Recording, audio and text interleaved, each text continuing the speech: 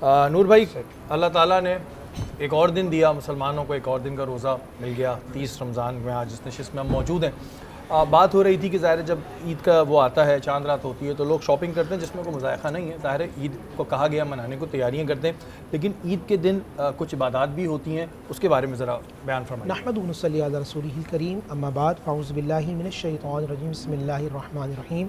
तमाम तारीफ़ें अल्लाह सुब्हानहु व तआला के लिए और दुरूद सलाम अल्लाह के रसूल, हम सब के आका, हम सब के मौला ताजदार मदीना, ताजदार ख़त्म नबूवत हुज़ूर मोहम्मद रसूलुल्लाह सल्लल्लाहु अलैहि वसल्लम, मेरी तरफ़ से और मेरे तमाम दोस्त अहबाब जितने मेरे यहाँ बैठे हैं, पूरे आलम इस्लाम को ईद उल फ़ितर इस तरह मुबारक हो कि अल्लाह ताला उनका हर दिन ईद वाला बना दे और हर रात उनके लिए शब क़दर जैसी बना दे। आमीन। बहुत अच्छा आपका क्वेश्चन। सबसे पहले तो ये समझिए कि जिसे हम लैलतुल जायज़ा कहते हैं, बिल्कुल इनाम वाली रात, उसकी क्या फ़जीलत है। उसके बाद फिर पीर के जो ईद के जो आमाल हैं वो बताता हूँ आपको। नबी पाक सल्लल्लाहु अलैहि वसल्लम ने सहाबा से को ये हदीस सुनाई, यानी कि बात बताई, और मैं इसको मफ़हूम बयान करता हूँ कि जो पूरा दिन काम करे, मज़दूरी करे और वो शाम में उजरत ना ले, तो ऐसा शख्स कौन होगा? साहब या रसूल अल्लाह, वो बेवकूफ़ होगा। फरमाया जब पूरा महीना अल्लाह सुब्हानहु व तआला की इबादत करे और फ़रिश्ते जिस वक्त मौजूद हैं कि तुम्हें अल्लाह सुब्हानहु व तआला की तरफ से फ़ज़्ल व करम की नवीद सुनाए, और इंसान उस वक्त उस जगह चले जाए जिसको अल्लाह उसके रसूल सल्लल्लाहु अलैहि वसल्लम नापसंद किया है, तो ये फिर इंसान की बहुत बड़ी बेवकूफ़ी है। जितना पूरे महीने में रोज़ाना अल्लाह सुब्हानहु व तआला बख्शिश फरमाता, उन सबको आप जमा करें, अल्लाह ताला इस रात में उतने लोगों की बख्शिश फरमाता है।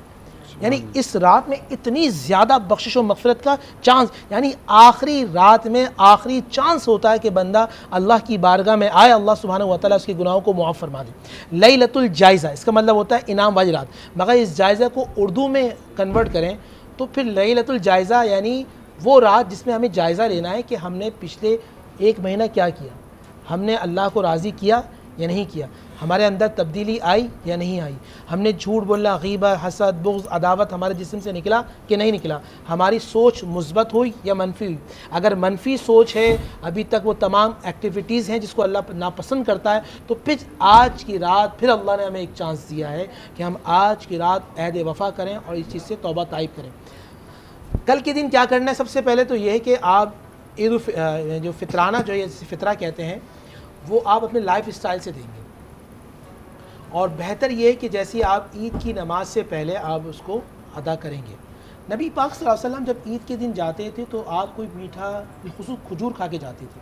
तो ये रसूलुल्लाह सल्लल्लाहु अलैहि वसल्लम की सुन्नत मुबारका है कि आप खजूर खा कर, वो भी ताक, यानी कि 1, 3, 5 या 7, और अगर अजवा मदीने की खजूर मिल जाए, उसकी रसूलुल्लाह सल्लल्लाहु अलैहि वसल्लम की हदीस है कि जो शख्स जिस दिन अजवा खजूर खाता है वो मदीने की साथ उस पर कोई शैतानी असरात असर नहीं करता।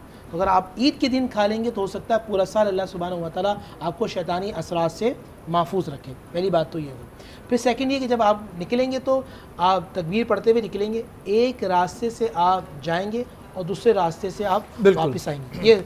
और जब वहाँ जाएंगे तो अब आप फ़ितरा देंगे नमाज ईद से पहले।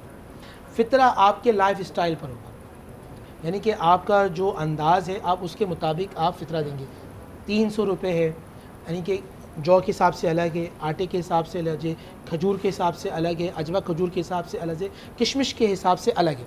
आप जिस तरह का आपका लाइफ स्टाइल है आप उस तरह देंगे। ऐसा नहीं हो सकता मिसाल के तौर पे मैं अर्निंग करता हूँ 4 से 5 लाख रुपए और मैं फ़ितरा दूँ फिर वो जौ के हिसाब से, आटे के हिसाब से, तो शरीयत इसको पसंद नहीं करती। तो जो आपका लाइफ स्टाइल है उस हवाले से देना, उस हिसाब से आपको देना होगा। हाँ, और जिस तरह इन्होंने कहा कि ज़ाहिर मीठा खा के जाने का, जो हमने इससे पहले वाली अच्छा, जो फ़ितरा नहीं देगा, एक बात और कर दूँ मैं, फ़ितरा नहीं देगा तो उसकी इबादत ज़मीन और आसमान के दरमियान मुअल्लिक रहेंगी, ना वो ऊपर की तरफ जाएंगे ना नीचे की तरफ। और फ़ितरा से ये होता है कि अल्लाह का ख़ास फजल होता है कि आपकी कोई कमी कोताही हो गई होगी तो अल्लाह सुब्हानहु व तआला अपने फजल से को माफ़ फरमा देगा। बिल्कुल जी, माफ़ फरमा देगा। और जैसे हमने पिछली नशिस्त में जो 29वीं थी उसमें हमने इसको डिस्कस किया था कि ज़ाहिर है हजूर पाक एक रास्ते जाते दूसरे आते, उसका मकसद ही होता था कि ज़्यादातर लोगों से मुसाफा हो सके और मुलाकात हो सके।